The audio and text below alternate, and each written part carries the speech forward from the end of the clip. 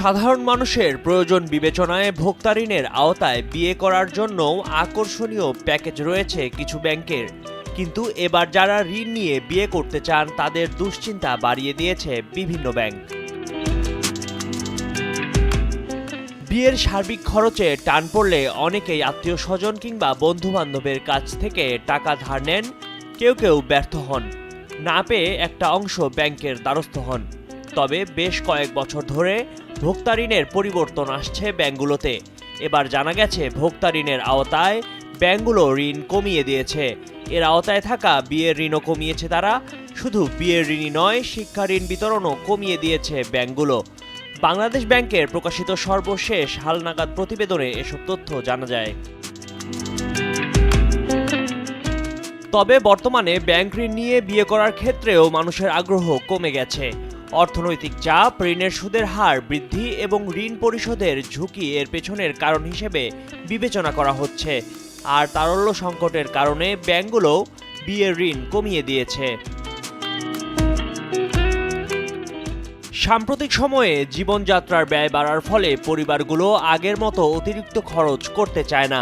বিয়ের মতো বড় আয়োজনে ব্যাংক ঋণের ওপর নির্ভরতা অনেকেই ঝুঁকিপূর্ণ বলে মনে করছেন।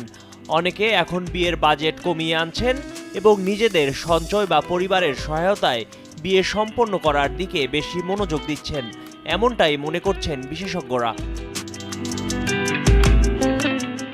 বাংলাদেশ ব্যাংকের প্রতিবেদন বলছে, চলতি 2024 সালের সেপ্টেম্বরে বিয়ের ঋণ স্থিতি দাঁড়িয়েছে 47 কোটি 79 লাখ টাকা।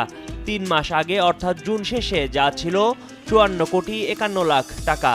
সেই হিসেবে 3 মাসে বিয়ে করার জন্য নেওয়া ঋণের স্থিতি কমেছে 6 কোটি 72 লাখ টাকা। এছাড়াও জুন শেষে বিয়ের ঋণ নেওয়ার জন্য খোলা হিসাবের সংখ্যা ছিল 3,810টি। সেপ্টেম্বর শেষে এই খাতের হিসাবের সংখ্যা দাঁড়িয়েছে 3,752টি। সেই হিসাবে এই খাতের হিসাবের সংখ্যা বা গ্রাহক কমেছে 58টি।